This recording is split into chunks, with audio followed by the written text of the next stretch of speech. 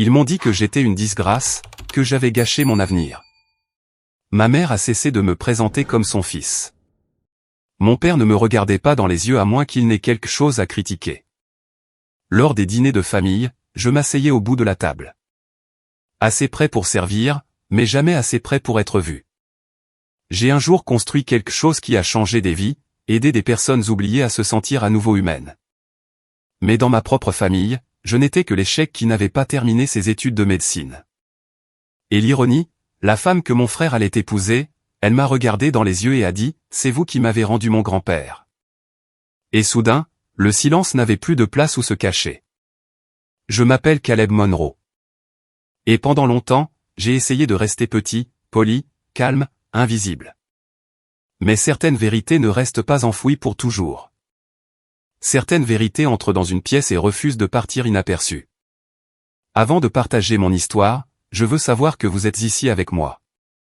Dites simplement « j'écoute » dans les commentaires ou dites-moi où vous êtes. J'adore savoir jusqu'où mon histoire va. Parfois, même la plus petite connexion peut faire en sorte qu'une histoire se sente entendue. Merci. Et maintenant, voici mon histoire. C'était censé être la soirée de Ryan. Toute la pièce était baignée d'un doux éclairage doré et du tintement des coupes de champagne, des vases en cristal, des serviettes en lin, de ces petites fourchettes que personne ne sait utiliser. Tout cela criait prestige. Le genre de cadre où chaque sourire cache une liste de contrôle et chaque hochement de tête dit que nous appartenons. J'étais assis à l'extrémité de la table de banquet. Pas par hasard. Ma mère était entrée avant moi et avait discrètement désigné la chaise. Celle la plus proche de l'entrée de la cuisine, celle où les serveurs frôlent votre coude sans s'excuser. Elle l'avait fait en douceur, comme si elle plaçait un vase là où il ne ruinerait pas le centre de table. Juste pour ce soir, avait-elle murmuré. Bien sûr. De ma place, je pouvais voir Ryan rire avec les parents d'Emily. Mon petit frère, MBA, cabinet de finance, coupe de cheveux élégante, toutes les cases cochées. Emily avait l'air radieuse, et je le pensais sans amertume. Elle avait une gentillesse qui n'était pas performative, ce qui la rendait une anomalie dans la pièce. À mi-chemin du repas, lorsque la musique s'est adoucie et que les invités ont commencé à se livrer à des bavardages polis, elle s'est tournée vers moi. Son sourire était chaleureux, pas apitoyé, juste vraiment curieux. « Alors, Caleb, demanda-t-elle, qu'est-ce que vous faites ?» Ma fourchette s'est arrêtée à mi-chemin. J'ai essuyé ma bouche avec ma serviette, senti la pression familière monter derrière mes côtes, et j'ai expiré tranquillement. « Je gère une plateforme technologique, ai-je dit. J'aide les seniors à se familiariser avec les outils numériques. » C'était tout. Pas de mots à la mode, pas de discours. Emily a penché la tête. « Attendez, Mindbridge ?» Je l'ai regardé. Ses yeux se sont plissés, le genre de plissement qui se produit lorsqu'un souvenir lutte pour refaire surface. Puis ils se sont écarquillés, la reconnaissance clignotant comme une allumette frappée. « Oh mon Dieu, vous êtes le fondateur de Mindbridge. » Sa voix n'était pas forte, mais la pièce l'a remarqué. Ryan a tourné la tête. Ma mère s'est arrêtée à mi-gorgée. Le front de mon père s'est plissé comme s'il avait mal entendu quelque chose de désagréable. Emily s'est levée. Sans avertissement, sans hésitation. Sa chaise a grincé doucement sur le parquet en bois, et toute conversation près de nous s'est éteinte instantanément. « Je n'en avais aucune idée », a-t-elle dit, me regardant droit dans les yeux. Mon grand-père, il avait cessé de parler à quiconque. Après le décès de ma grand-mère, il ne répondait même plus au téléphone. Nous pensions l'avoir perdu. S. À voix s'est légèrement brisée, non pas avec théâtralité, mais avec sincérité. Mais ensuite quelqu'un au centre l'a aidé à configurer Mindbridge. Et soudain, il envoyait des courriels, des messages vocaux. Il a même appelé mon petit frère en FaceTime pour son anniversaire. Elle s'est tournée vers les invités. C'est grâce à Caleb. Les gens m'ont regardé comme si je venais de me lever au milieu d'un enterrement et de commencer à chanter. Je n'ai rien dit. Je suis resté assis pendant qu'Emily me regardait avec quelque chose que je n'avais pas vu de ma propre famille depuis plus de 10 ans, du respect et quelque chose de plus profond, de la gratitude. La bouche de mon père s'est ouverte puis s'est refermée. Ma mère a cligné des yeux, les lèvres tremblantes d'un sourire qui ne savait pas s'il était fier ou confus. Et Ryan, son expression n'a pas bougé. Il a juste fixé. Cette nuit-là, pour la première fois depuis des années, je ne me suis pas senti comme un bruit de fond. Je n'avais pas besoin d'applaudissements. Les yeux d'Émilie suffisaient. Et pendant un instant indéniable, je n'étais plus invisible. Je m'appelle Caleb Monroe. J'ai 34 ans. Je vis à l'étage mansardé au-dessus d'une librairie d'occasion à Portland, Oregon. Cela sent le vieux papier et les secondes chances. Il fut un temps où j'étais censé être la fierté de la famille Monroe. Premier-né, 4,2 de moyenne, admission anticipée à Northwestern Med. Les yeux de mon père s'illuminaient quand je parlais d'anatomie. Ma mère me présentait à l'église comme notre futur chirurgien. Puis ma deuxième année est arrivée. Je n'ai pas eu d'accident et je n'ai pas brûlé les étapes. Cela aurait eu du sens. Au lieu de cela, j'ai disparu lentement, tranquillement. J'ai cessé d'aller au laboratoire, j'ai dormi pendant les examens. Un jour, j'ai simplement cessé de me présenter. Pas de drame, pas de grande panne. Je ne pouvais simplement plus le faire. J'ai dit à ma mère au téléphone que j'abandonnais. Elle n'a pas crié. Elle a juste dit, d'accord, chérie. Peut-être que tu as juste besoin d'un peu de temps pour te reposer. Puis elle a dit à la famille que je prenais une pause pour me recalibrer. C'était il y a plus de 12 ans. Depuis, il y a toujours eu une pause lorsque quelqu'un me posait des questions, un léger flottement dans la conversation. Je suis devenu le fils qui avait besoin d'espace, celui qui cherchait des solutions. J'ai travaillé à des petits boulots pendant des années.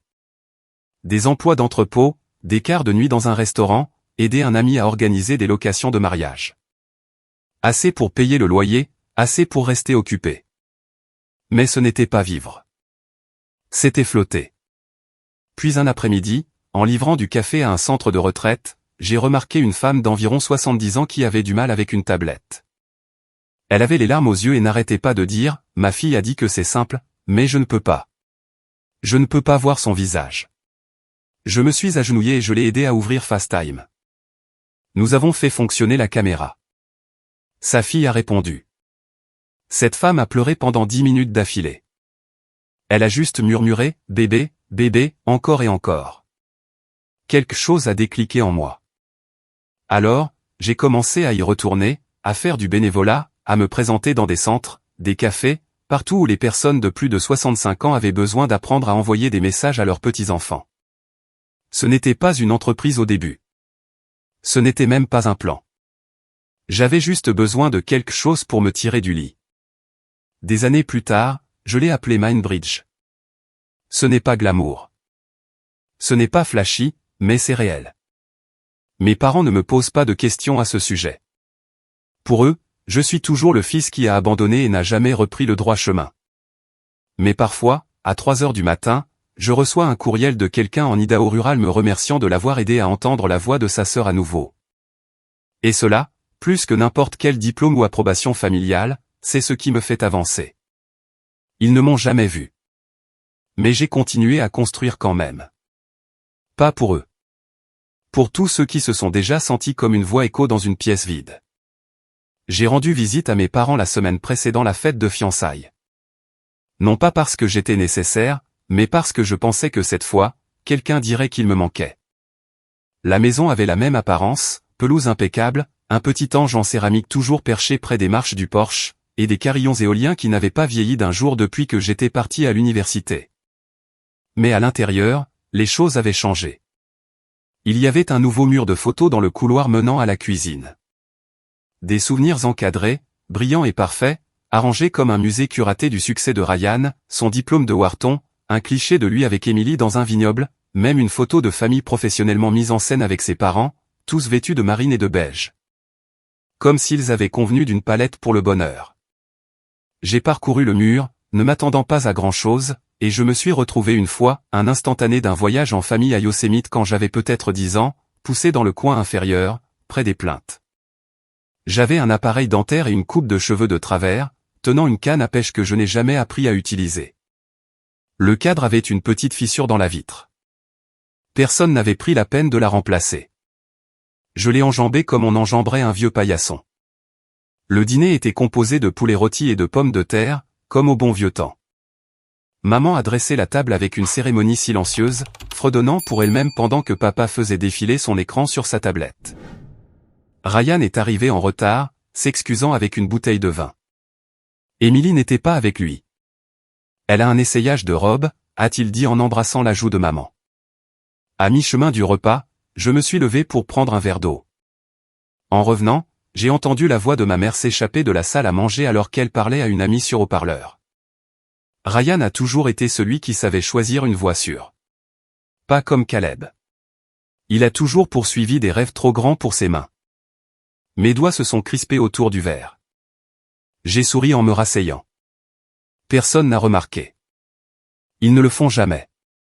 Cette nuit-là, de retour dans mon appartement mansardé, j'ai ouvert ma boîte de réception et j'ai fait défiler jusqu'à un ancien courriel que je leur avais envoyé quelques mois auparavant. La ligne d'objet était présentée. C'était un lien vers un podcast, une interview que j'avais faite pour une chaîne de technologie et d'impact social avec un public modeste. Nous avons parlé de la façon dont Mindbridge a commencé, comment nous étions passés des cafés de quartier au programme pilote financé par l'État. Cet épisode avait plus de 20 000 écoutes. Personne n'a répondu à ce courriel. Pas même un pouce levé. J'ai vérifié les analyses. 0 ouverture de la part d'une adresse de la famille Monroe. J'avais encore le vieux casque que j'avais utilisé lors de cette interview.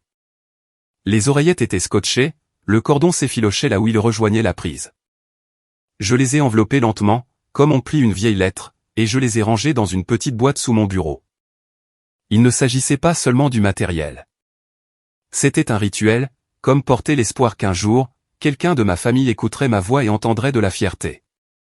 Lors de notre prochain dîner de famille, il célébrait la promotion de Ryan à un poste de consultant senior. Papa a porté un toast. Maman a eu les larmes aux yeux. Un cousin a demandé s'ils avaient déjà trouvé un bon groupe de mariage. Le rire a rempli la pièce comme une fumée chaude. Personne ne s'est tourné pour demander « Et toi, Caleb ?» J'ai souri et j'ai passé le sel. Quelques semaines plus tard, un courriel est apparu dans le système Mindbridge. Sujet, histoire qui compte. Soumission. Le programme était quelque chose que nous avions lancé pour recueillir de vraies histoires d'utilisateurs. Des moments où la technologie a vraiment comblé quelque chose de plus profond que la commodité. Il y avait une vidéo jointe. Titre, pour papy. Expéditeur, Émilie Monsieur au début, le nom n'a pas fait tilt. J'ai juste pensé que c'était une autre note sincère d'une petite fille avec un aîné féru de technologie. J'ai ouvert la vidéo. Émilie était assise à côté d'un homme plus âgé. Il devait avoir environ 80 ans.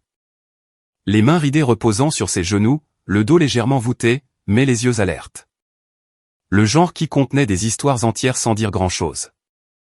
Il ressemblait à quelqu'un qui avait autrefois été assez fort pour soulever le monde et qui voulait maintenant juste s'accrocher à une conversation. Émilie lui souriait, tenant doucement son bras. Après l'accident vasculaire cérébral mineur de papy, a-t-elle commencé? Il a cessé de beaucoup parler.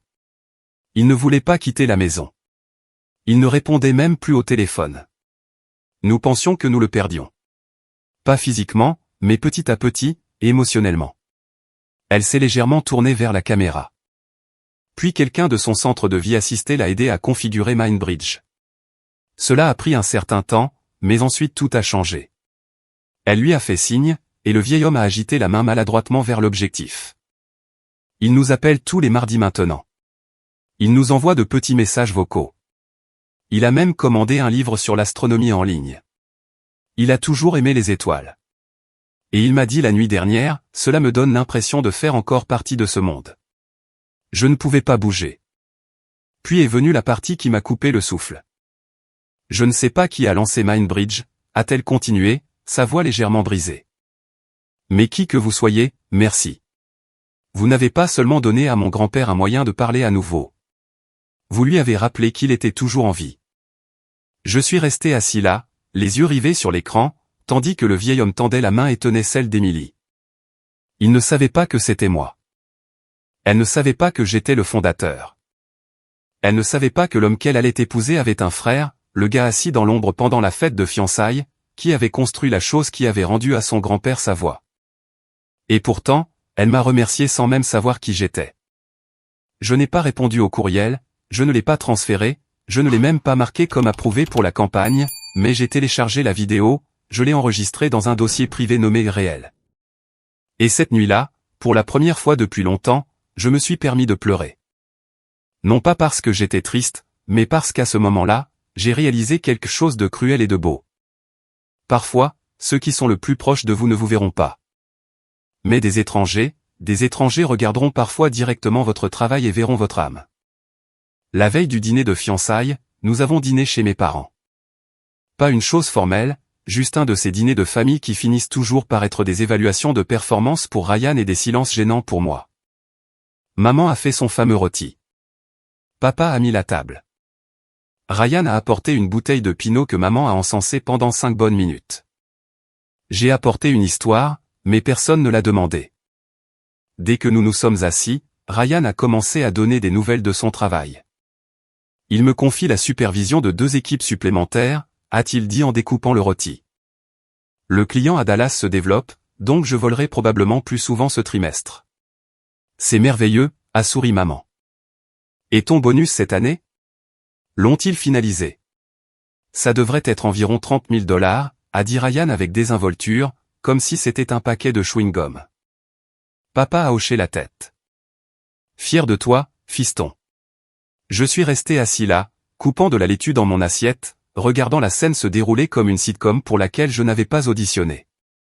Personne n'a demandé sur quoi je travaillais. Personne n'a demandé à propos de la plateforme que je construisais depuis des années. Alors, je me suis proposé.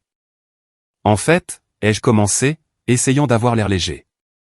Nous avons eu un utilisateur à Spokane, 92 ans, qui a appelé son arrière-petite-fille en vidéo la semaine dernière. C'était la première fois de sa vie qu'elle entendait sa voix. Il a dit qu'il pensait ne plus jamais pouvoir lui souhaiter un joyeux anniversaire. J'ai levé les yeux, espérant n'importe quoi. Papa a levé un sourcil. C'est bien. Toujours à faire ce genre de bénévolat technologique, hein? Ce n'est pas exactement du bénévolat, ai-je commencé. Ryan a ri légèrement. Pas méchamment, juste avec dédain, comme si j'avais de nouveau parlé de ma collection de pièces de monnaie d'enfance. Maman s'est penchée un peu trop joyeusement. N'en parle pas à la fête de fiançailles. D'accord? La famille d'Emily est très traditionnelle. Ils admirent le professionnalisme, les carrières structurées. Je ne veux pas qu'ils aient une mauvaise impression. Je n'ai rien dit, j'ai juste hoché la tête. Mais quelque chose sous ma peau a commencé à brûler. Après le dîner, j'ai aidé à débarrasser la table. Tandis que maman me tendait la pile d'assiettes, elle a soupiré et l'a dit comme si elle se parlait à elle-même. Heureusement qu'il y a Ryan. Au moins, il y a quelqu'un dans cette famille dont nous pouvons vraiment être fiers. J'ai figé une seconde, puis j'ai porté la vaisselle à la cuisine, les ai rincés sous l'eau froide, et me suis excusé tôt, prétendant que j'avais du travail à finir. Sur le chemin du retour, je me suis senti plus vide que fâché. Ce genre de froid qui ne pique pas, mais qui s'installe profondément comme le brouillard. Quand je suis rentré à mon appartement, j'ai ouvert ma boîte de réception et j'ai trouvé un courriel du Conseil de l'innovation de l'État de l'Oregon. Mindbridge avait été sélectionné comme projet de démonstration au Forum technologique communautaire le mois prochain. Mon nom, fondateur et développeur principal y était inscrit. Et pourtant, tout ce à quoi je pouvais penser était que rien de tout cela n'importait aux personnes à qui je voulais que cela importe le plus. Parce que la douleur la plus profonde n'est pas d'être méconnu. C'est de savoir que les personnes que vous aimez ne regardent même jamais assez longtemps pour décider si vous valiez la peine d'être reconnu. Une semaine avant la fête, maman m'a envoyé un courriel avec pour sujet « Faisons bonne impression ». Il contenait 3 pièces jointes, chacune d'un costume différent. L'un était un ensemble beige qui criait le club de golf riche. Un autre était gris anthracite, rigide et carré. Le troisième ressemblait à ce qu'un présentateur de journal télévisé des années 90 aurait pu porter. Sous les images, elle avait écrit « Ne porte rien de trop sombre ou de trop simple. Cette fois-ci, tu devrais ressembler à quelqu'un de respectable. » J'ai lu la phrase 3 fois. Cette fois-ci. Ce n'était pas la première fois qu'elle essayait de gérer mon apparence. À l'école primaire, elle m'a une fois changé toute ma tenue 15 minutes avant les photos de classe parce que le bleu te donne l'air fatigué. Au lycée, elle m'a dit de ne pas porter de noir à l'enterrement d'un ami. Elle a dit que cela rendait le deuil trop intense pour que les autres le gèrent. Mais ce qui m'a frappé cette fois-ci, ce n'était pas les costumes. C'était la dernière phrase. La famille d'Émilie a des exigences élevées. S'il te plaît, ne me fais pas honte. Je me suis assis sur ma chaise, fixant l'écran. Pas en colère, pas blessé, juste froid à nouveau. Je me suis souvenu d'avoir eu 13 ans, d'avoir manqué les sélections de football pour dessiner un portrait pour la foire d'art de l'école. J'en étais fier. Un croquis au fusain pleine page de mon chien, Baxter. Quand je l'ai montré à maman, elle l'a regardé, puis m'a regardé, et a dit, c'est bien, mais ne laisse pas les gens penser que tu es différent. Il vaut mieux se fondre dans la masse. À partir de ce moment-là, j'ai appris à ne pas lui montrer les parties de moi qui ne correspondaient pas. Les choses qui n'étaient pas facilement encadrées dans un bulletin scolaire ou une lettre d'acceptation universitaire. Maintenant, j'étais là, un homme adulte, toujours à me faire dire quel costume porter pour ne pas embarrasser les gens qui avaient cessé de me voir il y a des années. J'ai appelé Ryan plus tard ce soir-là. Et ai-je demandé? La famille d'Émilie se soucie-t-elle vraiment des codes vestimentaires ou est-ce juste maman encore? Il a hésité. Je pense que maman est juste stressée, mec. Tu sais comment elle est.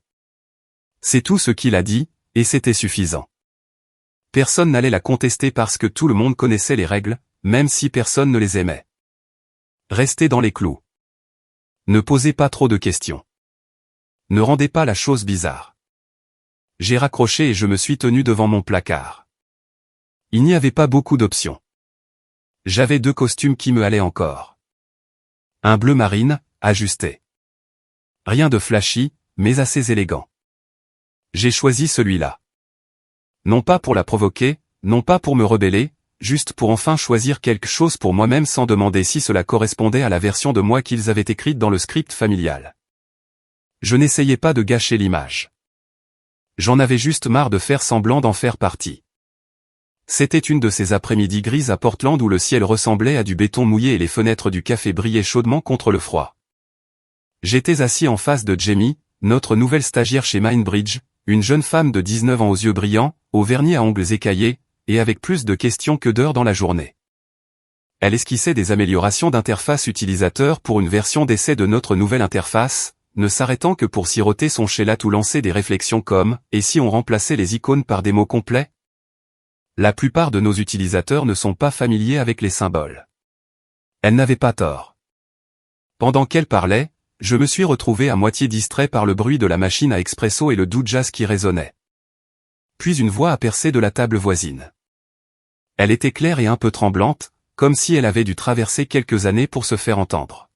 « Excusez-moi, dit une femme âgée. Vous êtes Caleb Monroe ? » Je me suis tourné, surpris. « Oui, madame, je le suis. » Elle a souri, les yeux s'illuminant. « Je voulais juste vous remercier. Mon père, il a 86 ans. Nous pensions qu'il avait renoncé à tout après son AVC, mais la semaine dernière, il m'a envoyé un courriel.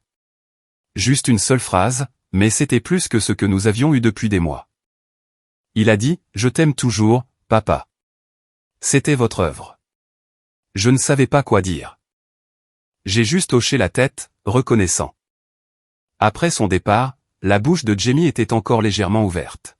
« Tu ne m'as pas dit que les gens te reconnaissaient, dit-elle. »« Ils ne le font généralement pas, ai-je répondu en sirotant mon café. Quelques instants passèrent avant que Jamie ne me regarde à nouveau. « Est-ce que ta famille sait ce que fait Mindbridge ? Genre, vraiment savoir ? » J'ai fixé la vapeur s'élevant de ma tasse.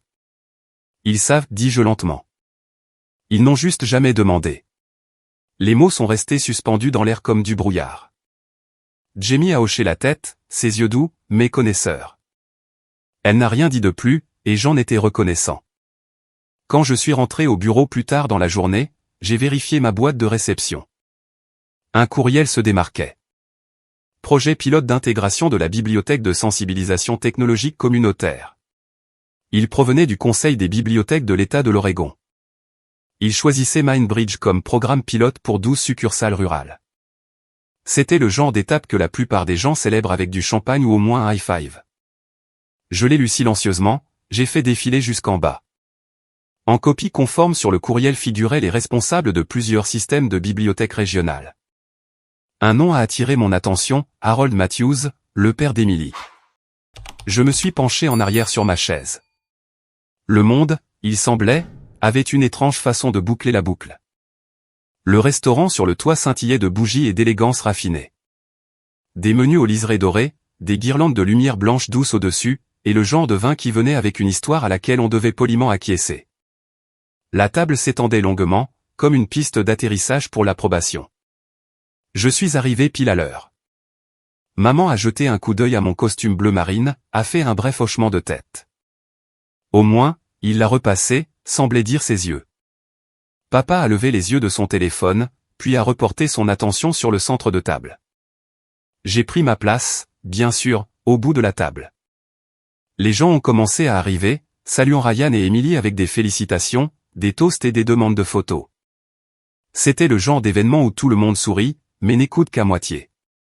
Émilie a fait le tour, gracieuse et attentive, jusqu'à ce qu'elle s'arrête à mon extrémité. Son sourire était chaleureux mais curieux. « Je ne crois pas vous avoir jamais demandé, dit-elle. Que faites-vous ? J'ai répondu simplement. Je gère une plateforme appelée Mindbridge. Elle a marqué une pause. Attendez, Mindbridge ? Comme l'application qui aide les seniors à faire des appels vidéo et à commander des courses et tout ça ? J'ai hoché la tête une fois, son front s'est plissé. Elle a incliné la tête. Ce n'est pas possible. C'est ce qui a aidé mon grand-père. Il a recommencé à nous appeler, à envoyer des photos. Nous pensions l'avoir perdu après l'AVC. Sa voix a baissé légèrement, comme si le moment devenait trop réel. Il a dit que cela lui avait donné une raison de se lever le matin à nouveau. Il y a eu un moment de silence. Puis, de nulle part, Émilie s'est levée. Sa voix a porté le long de la table comme une rafale de vent soudaine. Je voudrais juste prendre un moment, dit-elle, jetant un coup d'œil aux invités, pour remercier la personne qui a rendu sa dignité à mon grand-père. Les conversations se sont arrêtées. Les couverts ont gelé en l'air. Elle m'a regardé directement. Caleb, je n'avais aucune idée que c'était vous. Merci. Merci de m'avoir donné du temps avec lui que je pensais ne plus jamais retrouver. J'ai senti l'air se raréfier autour de nous. Quelqu'un a posé son verre de vin trop doucement. Quelqu'un d'autre a toussé. Maman a ajusté sa serviette. Papa a fixé son verre comme s'il contenait une réponse. Le visage de Ryan était illisible. Émilie s'est approchée, les yeux brillants. Êtes-vous le fondateur ? J'ai hoché la tête une fois. Je voulais juste connecter les gens qui ne devraient pas être oubliés. C'est tout ce que j'ai dit. Pas de défense, pas de grande déclaration, juste cette seule vérité que j'avais vécue tranquillement pendant des années. Le silence qui a suivi n'était pas gênant. Il n'était pas froid. Il était lourd de réalisation. Émilie s'est penchée et m'a doucement serré la main. Merci, a-t-elle murmuré de nouveau. De nous avoir rendu à ma famille quelque chose que nous ne savions pas avoir perdu. Je n'ai pas parlé. Je n'en avais pas besoin car pour la première fois, le silence ne signifiait pas être ignoré. Cela signifiait que j'avais enfin été vu. Le matin après la fête de fiançailles, je me suis réveillé avant même que le soleil ne se lève. Non par anxiété, non par excitation, juste le calme, comme si mes entrailles avaient épousé l'immobilité extérieure. J'ai traversé les rues encore endormies de Portland, l'air frais et doux sur ma peau. Je marchais sans urgence, sans destination en tête autre que le café que je fréquente depuis des années. Même table de coin, même siège en cuir craquelé, même flat white, sans sucre. Pendant que j'attendais, observant la vapeur s'élever de la machine à expresso comme une respiration sur une vitre d'hiver, mon téléphone a vibré. Un message de Ryan. Éminois. Pas de ponctuation, pas d'émoji, pas d'explication. Juste ça, une phrase si simple qu'elle aurait pu être manquée. Sauf qu'elle ne l'a pas été. J'ai fixé l'écran. Ma main a tremblé. Pas de manière dramatique. Pas comme dans les films. Juste assez pour faire surgir une pensée ou deux en moi que je n'avais pas touchée depuis des années. Je n'ai pas pleuré. Je n'ai pas souri. C'était quelque chose d'autre entièrement. Comme un nœud que l'on avait oublié et qui se dénouait tranquillement. Je n'ai pas répondu. Je ne l'ai pas supprimé non plus.